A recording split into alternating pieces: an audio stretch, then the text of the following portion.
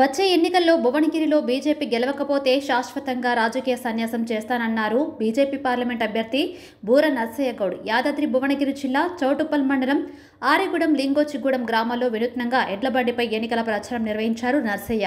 ఈ సందర్భంగా ఆయన గ్రామంలోని రామాలయంలో ప్రత్యేక పూజలు నిర్వహించారు. బీజేపీ ముఖ్య కార్యకర్తలతో కలిసి ఇంటింటికి వెళ్లి మోడీ అందించిన పథకాలను వివరించారు. అలాగే అయోధ్య రామ మందిరానికి వెళ్లొచ్చిన భక్తుల స్వీయ అనుభవాలను తెలుసుకున్నారు. అనంతరం మీడియాతో మాట్లాడుతూ బీఆర్ఎస్ బీజేపీ రెండు ఒకటే అన్న వారిని చెప్పుతో కొడతామని సంచలన వ్యాఖ్యలు చేశారు.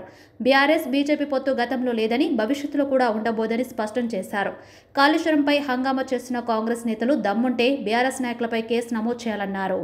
అంతేకాకుండా కోమటిరెడ్డి బ్రదర్స్ ఎంపీ ఎమ్మెల్యేగా ఉండి భువనగిరి నియోజకవర్గం, మునుగోడు నియోజకవర్గ అభివృద్ధికి ఎన్ని నిధులు తీసుకొచ్చారో చెప్పాలంటూ ప్రశ్నించారు. భువనగిరికి అభివృద్ధిపై కోమటి బ్రదర్స్ చర్చకు సిద్ధమా అంటూ సవాల్ విసిరారు బూర నర్సయ్య. భువనగిరిలో బీజేపీ గెలవకపోతే శాశ్వతంగా రాజకీయ సన్యాసం చేస్తానని అన్నారు. కోమటిరెడ్డి వెంకటరెడ్డికి దమ్ము ధైర్యం ఉంటే తన మంత్రి పదవికి రాజీనామా చేస్తావా అంటూ సవాల్ విసిరారు. అయితే 2014లో తాను ఎంపీగా ఉన్నప్పుడే జాతీయ రహదారులు, ఎయిమ్స్, పాస్పోర్ట్ సెంటర్ తీసుకొచ్చానని, ప్రతిపక్షాలు రాజీనామాలు చేస్తామంటే కుదరదు, బహిరంగంగా రాజీనామా చేసి ప్రజాక్షేత్రంలోకి రావాలని అన్నారు. ఇక మూడోసారి గడ్డపై ఢిల్లీలో కాషాయ జెండా ఎగరడం ఖాయమని, భువనగిరిలో కూడా అత్యధిక మెజార్టీతో గెలుస్తానని ధీమా వ్యక్తం చేశారు ఆయన. మునుగోడు నియోజకవర్గ పర్యటనలో భాగంగా ఆరగూడకు రావడం జరిగింది. మీరు చూశారు కదా, ఒక గ్రామంలో మాకు ఇంత కార్యకర్తలు ఉన్నారు. 100% మునుగోడులో భువనగిరి కోట మీద కాషాయం జెండా ఎగురుడు 100 కాదు 1000% ఖాయం. బీజేపీని గెలుపును, మోడీ 400 సీట్ల గెలుపులో భువనగిరి కూడా ఉండబోతుంది.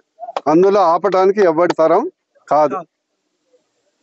ఇంకో అంశం, ఇక్కడ ఉన్నటువంటి నల్గొండ జిల్లా నాయకులు ఈ యొక్క గత 30 ఏళ్ళుగా ఎమ్మెల్యేలు అయినరు, ఎమ్మెల్సీలు అయినరు, ఎంపీలు అయినరు, మంత్రులు అయింది, కానీ నల్గొండ కానీ భువనగిరి పార్లమెంట్ కానీ చేసింది జీరో.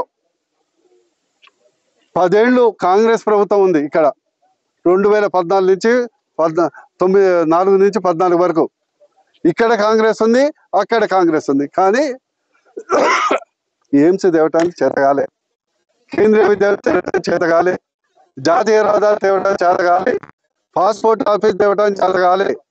కేవలం కాంట్రాక్టులు తెచ్చుకోవటానికి చేతనైంది, కాంట్రాక్టులు తెచ్చుకోవటానికి చేతనైంది. బూర నర్సయ్య గౌడ్ ఆస్తులు తరిగినాయి, భువనగిరి పార్లమెంట్ ఆస్తులు పెరిగినాయి.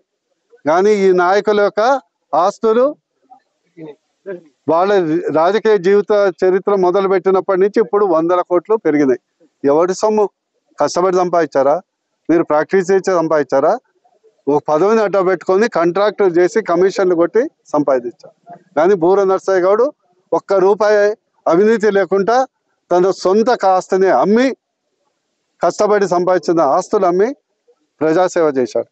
ఈరోజు 100% బీజేపీ గెలవబోతుంది భువనగిరిలో, ఎలాంటి డౌట్ లేదు. ఎవరన్నా వచ్చి ఉచితంగా ఛాలెంజ్, గతంలో కూడా మేము రాజీనామా చేస్తాం, ఈసారి అట్లా కుదరదు. రాజీనామా చేస్తే పేపర్ మీద, బాండ్ పేపర్ మీద రాయాలి, అక్కడ ప్రజాక్షేత్రంలో పంచాలి, అంతే కదా. లేదు, ఏదన్నా ఛాలెంజ్ చేస్తే ఆ ఛాలెంజ్కు కట్టుబడి ఉండాలి. 100% బీజేపీ గెలవబోతుంది. ఇంకా డౌట్